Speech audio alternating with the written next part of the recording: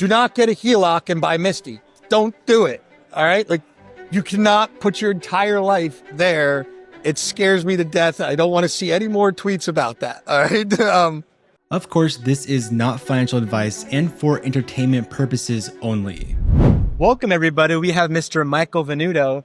Now, if you can introduce yourself to our audience, I know everybody's pretty familiar with Mr. Jay Petrocelli, Yep. but they would love to hear more about yourself and your affiliation with YieldMax. Okay. So Jay's one of the partners at Tidal. Tidal is a company that helps people launch, grow, operate ETFs. Today, we're behind 235 ETFs and about $40 billion.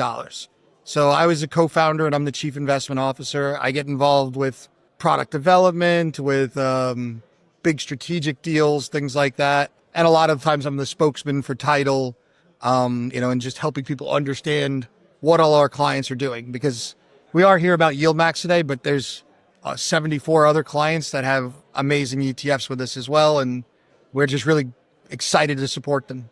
What are your thoughts on YieldMax ETFs? Because when it first came out, a lot of people were skeptical on the returns on, I guess you could say, quote unquote, NAV decline. I wouldn't say NAV Yeah, don't erosion. say that one. Everybody knows that one gets me upset. NAV decline and, high expense ratio. Is it even real? The income is return of capital. So I'm going to ask you, what are your thoughts on YieldMax ETFs and even this new space of high income cover calls on a single stocks like what YieldMax is doing?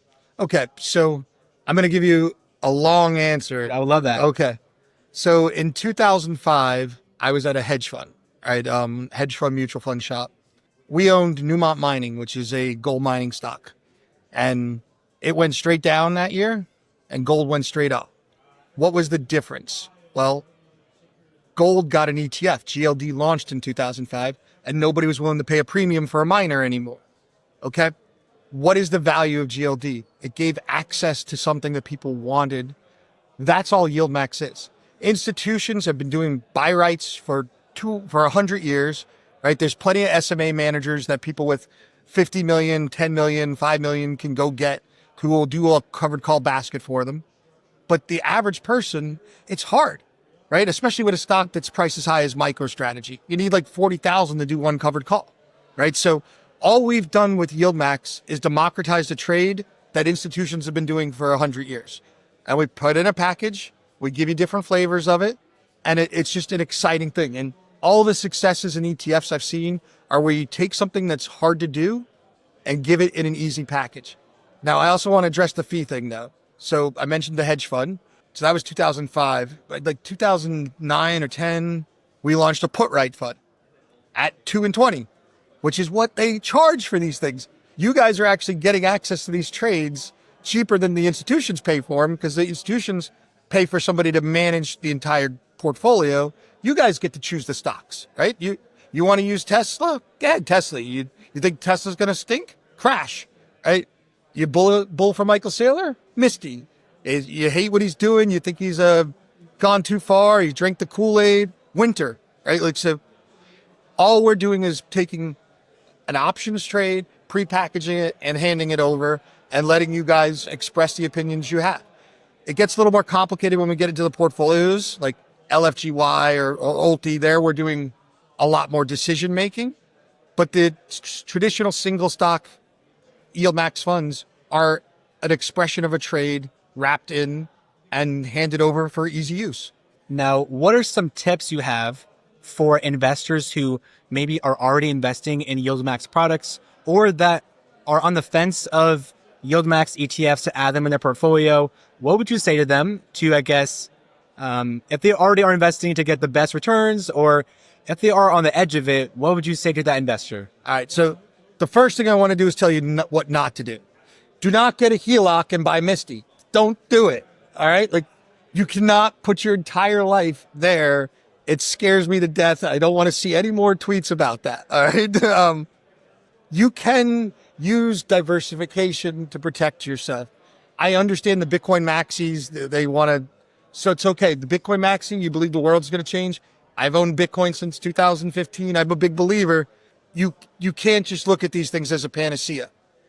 What people call Nav erosion, I don't believe in that term.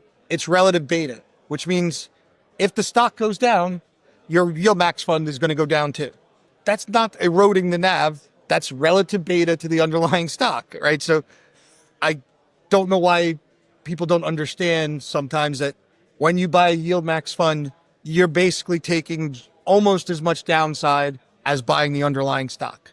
There's a slight difference because you have some call premium, but it's not different enough. So if MicroStrategy drops 50%, you should expect MSTY to be down 45%. I want to make sure everybody's heard that, right? So tips for using them, I prefer YMAX. That's the one I like the most. I run these fire funds where we own a bunch of title products to create various different portfolios, and we charge a 0 fee on it because it's all title client stuff.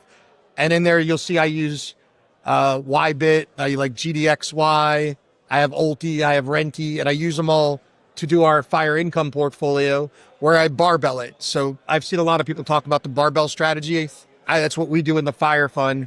Essentially, a really safe, low risk, low credit, high credit quality portfolio, higher income yield portfolio, and you just tweak them together till you got the yield you want, right? So if I'm getting 3% over here and 28% over here, and I want 15, it's, okay, so I've got maybe 35% here and 65% there, and you'll have a nice ratchet.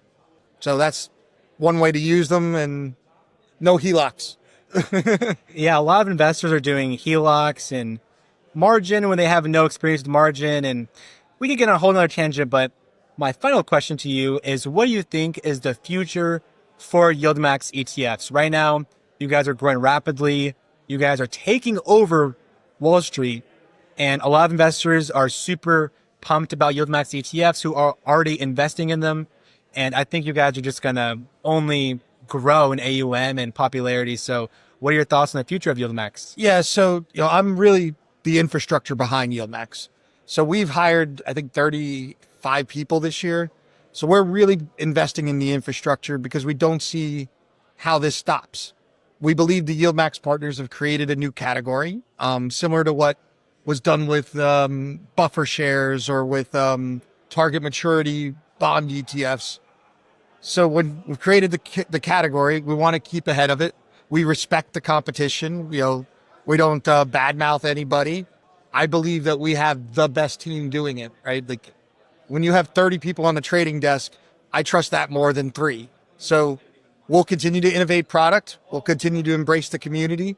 We do listen to you guys. Like when you say, I want a product that does this, and we start hearing that often, we start to figure out how to get it out there. Sometimes it's not possible, but like people wanted us to use Bitcoin or Strike or Strive as the collateral in MSTY. There's no bank on Wall Street that will let us use that as collateral but there will be in a couple of years. So we'll see. I'm sorry, one last question. Sure. What is one thing you think that investors are getting wrong about YieldMax? I think because of how these two regulatory agencies work, the IRS versus the SEC, the return of capital thing confuses everybody because it sounds like we're returning your own money to you, right? And that aggravates the SEC because it's not what they don't want it to be that, right? If that's all we were doing, they wouldn't let us launch the funds. They wouldn't approve them.